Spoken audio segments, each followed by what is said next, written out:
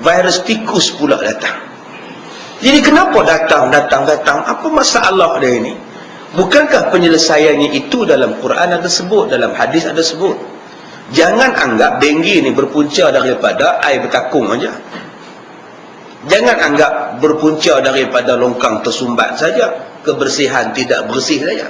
Kena ingat kadang-kadang denggi ini juga datang kerana maksiat yang diperbuat oleh umat manusia. Bukankah Allah Ta'ala sebut dalam Quran, innallaha la yastahyi an yadriba masalan ma ba'udatan fama fawqaha. Kamu bantah Allah, kamu lawan Allah, kamu buat maksiat pada Allah, aku hantar nyamuk kepada kamu. Aku tak malu nak hantar nyamuk pada kamu untuk menakutkan kamu. Lawan aku hantar nyamuk. Allah kata aku boleh buat. Sesungguhnya Allah tidak malu menakutkan manusia dengan nyamuk saja, atau benda yang lebih kecil daripada nyamuk, kalau mereka bantah Allah Subhanahu Wa Ta'ala. Di samping kita membasmi tempat-tempat pembiakan nyamuk, kita juga kena membasmi tempat-tempat pembiakan maksiat.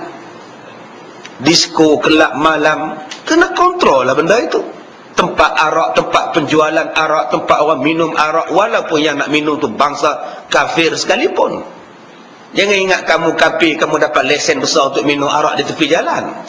Jangan ingat kamu tu bukan Islam, kamu dapat lesen untuk minum arak di tepi-tepi kedai, di kaki-kaki 5 kedai di kawasan yang terbuka. Ini negara Islam. Bila sebut negara Islam sebagai dominan dalam sebuah negara, kamu kena ikut kami, bukan kami kena ikut kamu. Apa makna sebuah negara Islam yang didominan oleh orang Islam? Orang yang minoriti kafir kena ikut peraturan orang Islam, bukan orang Islam beralah pada orang kafir. Yang berlaku kita pada hari ini, orang yang ramai beralah pada orang yang sikit. Biarlah ustaz, mereka nak minum tepi jalan, hak dema apa? Hak kita apa? Kita hanya mengira hak mereka je. Hak kita apa? Kamu kena ikut kami. Nak minum arak boleh, sila minum tempat tertutup. Iklan di luar tu pun tak ada. Iklan kau sebut ke, iklan apa pun tak ada. Ni peraturan. Tak boleh ustaz kalau kita buat macam itu ustaz. Undi lari ustaz. Oh, maknanya kamu sayang undi lebih daripada sayang Allah. Bila nak habis selesai masalah? Lama-lama mereka nak minum arak pun susah. Lama-lama akhirnya keinginan untuk minum pun tak nak lah. Susah sangat nak minum arak, tak bayarlah minum. Bukankah sesuatu yang menyusahkan mematikan nafsu? Sesuatu yang sangat menyusahkan kita mematikan nafsu. Macam tuan-tuan pergi kenduri kahwin, benda halal. Kenduri kahwin, benda halal. Tapi kena buffet pula, beratur panjang sampai ke pintu pagar. Daripada tempat padang tu sampai sini beratur. Mak Datuk, panjangnya queue. Tak payahlah, baik aku makan di kedai. Jumpa tuan rumah, salah lebih kurang, minta maaf tadi, saya dah kenyang dah, saya makan 2 tempat dah kenduri. Balik terus. Memang tak masuk lah. Pasal apa? Ramai sangat ustaz, beratok tu pun nasi tak cukup ustaz. Mati selera saya ustaz. Pasal apa? Pasal susah. Tapi kalau kenduri tu tak ada orang, lapar je tempat buffet tu, cantik dia tu, dia cuci tangan ambil pinggan. Begitulah dengan satu benda maksiat. Susahkan untuk buat maksiat, lama-lama orang akan mati. Dan masalah arak, kenapa tak selesai? Sebab tidak ada satu penyelesaian, satu cara untuk menghalau orang kafir minum dengan terbuka. Susahkan mereka untuk minum. Hadkan penjualan arak, hadkan pelesenan arak. Lama-lama orang susah nak dapat arak, orang tak berminat untuk arak lagi dah. Ini cara nak menyelesaikan arak dalam sebuah negara Islam yang bermasyarakat majmuk. Bukan alasan majmuk kita biar mereka nak buat apa pun. Lama-lama orang Islam teringin nak minum arak, sampai kita tak boleh kontrol. Kita hanya boleh tampalkan satu notis di premis perniagaan mereka, orang Islam adalah haram minum arak dan berjudi. Sekadar itu saja. Penguatkuasaan tak dapat. Larat penguatkuasa nak tunggu depan kedai mereka ya. Penguatkuasa pun nak cuti raya juga, nak balik kampung juga, nak hantar anak tuition juga, nak bawa anak pergi jalan-jalan juga. Larat mereka nak tunggu aja. Sebab tu yang perlu tunggunya hanyalah peraturan Allah yang tunggu di situ. Hukum Allah saja tunggu di situ. Manusia akan taat kepadanya. Tuan-tuan yang dirahmati Allah, kenapa Khalid ibn Walid tidak pernah gagal dalam peperangan dia? Panglima Islam yang tersohor, Khalid ibn Walid, kenapa tak pernah gagal? Menang saja. Menang saja dalam perang.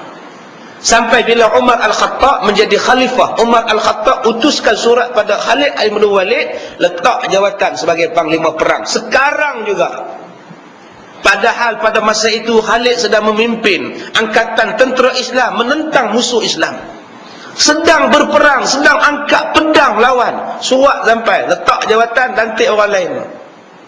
Dan Khalid tidak bantah kepada nasihat Umar Al-Khattab, menyuruh dia meletak jawatan. Naik kawan lain. Pasal apa? Aku berjuang bukan kerana aku nak jadi ketua, aku berjuang kerana Allah. Letak jawatan dia. Orang tak puas hati kepada Umar. Bila balik kepada Umar selepas perang, orang tanya pada Umar Al-Khattab, Khalid ini dilantik untuk jadi jeneral kami, kenapa tuan buang dia? Tuan turunkan kuasa dia, sedang dia sedang memimpin peperangan. Sebab aku nak menjaga akidah kamu. Khalid tidak pernah tewas dalam perang.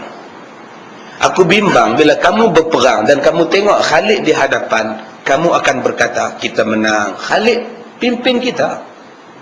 Mana dia pernah kalah? Khalid dia ada, kita menang punya. Kamu sudah tidak yakin pada Allah, sekarang kamu sudah bertukar yakin kepada Khalid bin Walid. Itu Umar Al-Khattab. Tuan-tuan buka dalam Quran kisah tentang Nabi Muhammad berbai'ah bawah sebatang pokok di Hudaybiyah. Bila orang mengepung umat Islam dan sahabat Nabi, dan Nabi daripada masuk ke Mekah, orang kafir tak bagi masuk, dikepung, ditangkapnya pula utusan Rasulullah yang nak buat umrah itu. Sahabat-sahabat Nabi ni duduk di bawah sebatang pokok bersama dengan Nabi, berbai'ah dengan Nabi. Tangan tak tangan. Kami macam mana pun akan bersama dengan Rasulullah. Di bawah sebatang pokok, tahtas syajarah. Allah sebut dalam Quran pokok. Di zaman Umar Al-Khattab, pokok itu masih ada. Bila Umar tengok pokok itu, Umar kata tebang pokok itu. Sahabat-sahabat kata, apa ni? Pokok ni lah sejarah. Malah dalam Quran pun ada sebut pokok itu. Umar kata tebang pokok ini. Sahabat-sahabat tebang. Kerana Umar Al-Khattab kata, aku bimbang generasi akan datang, bila datang ke pokok ni, dia cium pokok tu, dia ambil daun tu, buat balik ke taman Yumpan. Buh tangkal pula, pelaris, pedinding, pelaku, semuanya ada. Bukankah jadi syirik? Bukankah jadi syirik? Tuan-tuan, cuba tengok hak di Kedah, mayang Pinang yang muka macam orang berapi. Mayang Pinang tu muka macam manusia, pakak pergi deret-deret. KL pun datang ambil gambar, pak. Piduk tadah air dia pula minum jadi ubat. Baru mayang Pinang tak ada sebut dalam Quran pun, pakak pergi ni, ya Allah, siap pasang kemah lagi. Bayangkan kalau pokok tu masih ada, semua orang pakak pergi nak cium, nak ambil batang dia, nak ambil daun dia, nak ambil akar dia. Tidakkah ianya akan jadi bid'ah nanti? Akan jadi khurafat pula. Umar ni pemikiran dia panjang, dia tebang cerita, tuan-tuan. Senang cerita. Sebab takut adanya banyak unsur syirik yang akan datang, yang akan merosakkan kita dengan Allah Subhanahu wa ta'ala.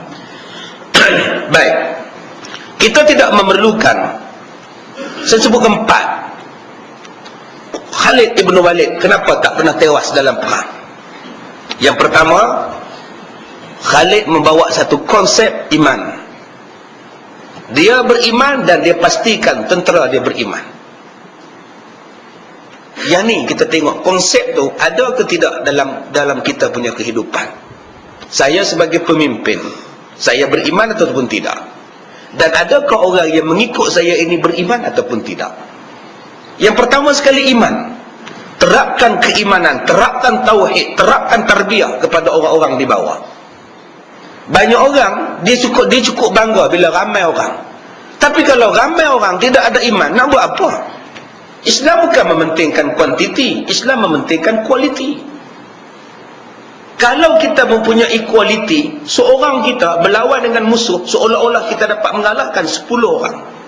Seorang orang yang beriman dapat mengalahkan 100 orang. 100 orang dapat mengalahkan 1000 orang. 100 orang dapat mengalahkan 200 orang. Kalau dia iman, semakin tinggi iman seseorang, semakin kuat kehebatannya. Kalau tuan-tuan jawatan kuasa surau, ada 14 orang jawatan kuasa surau, kekuatan jawatan kuasa surau yang beriman, seumpama 1,400 orang atau 140 orang, tuan-tuan, mengikut tahap imam masing-masing. Sebab itu kita kena lahirkan satu bentuk kepimpinan yang beriman. Bila beriman, dia jadi kuat. Kalau seorang saja pemimpin dalam surau dia beriman, dia boleh kontrol 100 orang lain. Ini dipanggil sebagai kualiti iman. Yang kedua dipanggil apa? Yang Khalid Ibn Walid buat, takwa, ibadah. Apa sebab kamu pergi perang? Kerana Allah. Lahirkan kekuatan takwa itu. Beribadah semata-mata kerana Allah. Yang ketiga apa dia? Wawasan.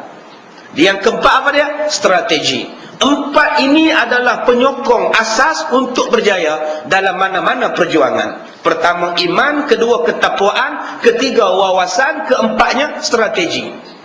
Nak berniaga kena ada iman, kena ada takwa, kena ada wawasan, kena ada strategi.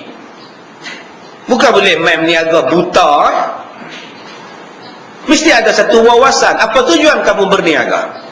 Saya berniaga, Ustaz, saya nak mengimbangi perniagaan orang Islam dengan perniagaan orang bukan Islam. Wawasan, strategi kamu apa?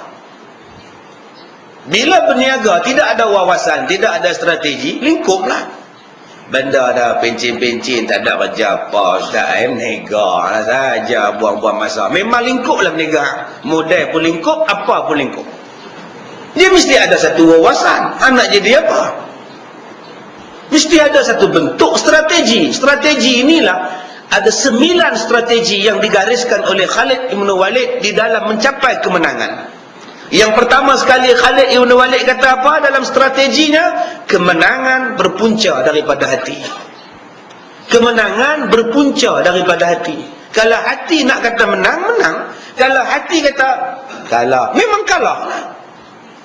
Hati itu kemenangan. Yang kedua strategi Khalid Ibn Walid apa? Berundur untuk menang. Lebih baik daripada pergi dalam keadaan takkan menang. Berundur untuk menang. Susun strategi lain. Lebih baik daripada pergi buta-buta tapi kalah. Sebab itu dalam Islam, berundur atau marah itu merupakan strategi. Jangan anggap berundur itu kalah. Jangan anggap tenang itu kalah. Jangan anggap proses bertenang itu kalah. Tidak. Dalam tenang itu ada strategi. Dalam berundur itu ada strategi. Sebab kita itu orang yang memperjuangkan Islam, kita kena relax. Tak apa, kita berundur, tak apa, biarkan dia apa, kita susun strategi lain. Ini Khalid punya style. Dia buat dalam apa? Dia buat dalam peperangan Uhud. Bila dia tengok tentera dia kalah dengan Islam, dengan tentera Rasulullah, dia kata, jom kita berundur sekejap. Dia tengok tentera Islam mereka turun daripada bukit pemanah, jom kita serang balik. Tewas tuan-tuan tentera Islam. Strategi yang dia pakai.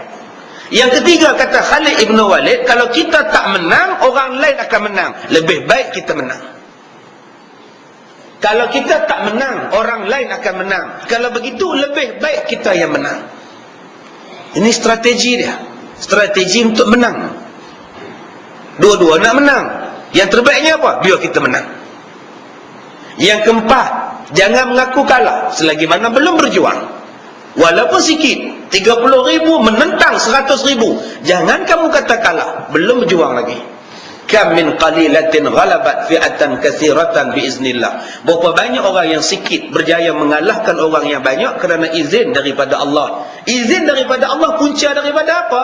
Dua benda yang saya sebutkan tadi, iman dan takwa. Dua benda ni kalau tak ada tuan-tuan, ramai pun kalah. Kerana iman, takwa, wawasan dan strategi itu. Baik, kita dah habis dah tadi. Doa yang dibaca oleh Rasulullah, minta petunjuk. Macam kita sekarang umat Islam, sama-sama kita tak apa nak ngam sekarang ni. Adalah beberapa negeri tak ngam sama-sama kita. Baca doa ni, minta pada Allah, berilah petunjuk pada kami ya Allah, mudah-mudahan. Quran sebut apa? Kita tidak memerlukan pelbagai kias atau ijtihad atau pendapat yang cemerlang dan brilian dalam bentuk apapun dalam menafsirkan Quran dan hadis jika ianya sendiri tidak sesuai dengan ajaran Islam. Ijtihad, kias itu perlu jika Al-Quran dan hadis tidak mencakapkan soal-soal yang demikian. Tetapi kalau Quran dan hadis telah jelas, apa lagi perlu kepada kias? Quran kata haram, haram. Nak kata halal macam mana lagi? Kalau Nabi kata tak boleh, tak boleh lah. Kalau tak ada benda itu, barulah datang kepada ijtihad ataupun qiyas dan sebagainya. Kalau Quran cukup clear kata tak boleh lah.